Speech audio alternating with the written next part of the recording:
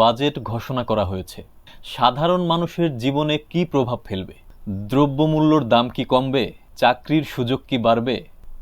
আসসালামু আলাইকুম, আমি রানা। স্বাগতম রানা স্পিক্স বাংলাতে। প্রতিটি খবরের পেছনে থাকে একটি গল্প, একটি প্রেক্ষাপট। চলুন আমরা একসাথে সেই বাস্তবতাকে জানার চেষ্টা করি, কারণ আমাদের লক্ষ্য হচ্ছে দেখি ঘটনার গভীরে। সম্প্রতি বাংলাদেশে নতুন জাতীয় বাজেট ঘোষণা করা হয়েছে, কিন্তু প্রশ্ন হলো এই বাজেট সাধারণ মানুষের জীবনে কি প্রভাব ফেলবে?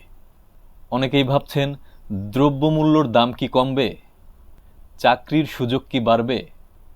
চিকিৎসা এবং শিক্ষা খাতে কি পরিবর্তন আনবে? সরকার বলছে এই বাজেট দেশের অর্থনৈতিক প্রবৃদ্ধি বাড়াতে সাহায্য করবে।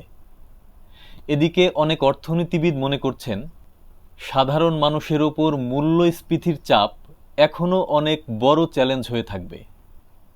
আমাদের মতো সাধারণ মানুষের সবচেয়ে গুরুত্বপূর্ণ বিষয় হল নিত্য প্রয়োজনীয় দ্রব্যের দাম, চিকিৎসা খরচ, শিক্ষা ব্যয় এবং কর্মসংস্থানের সুযোগ।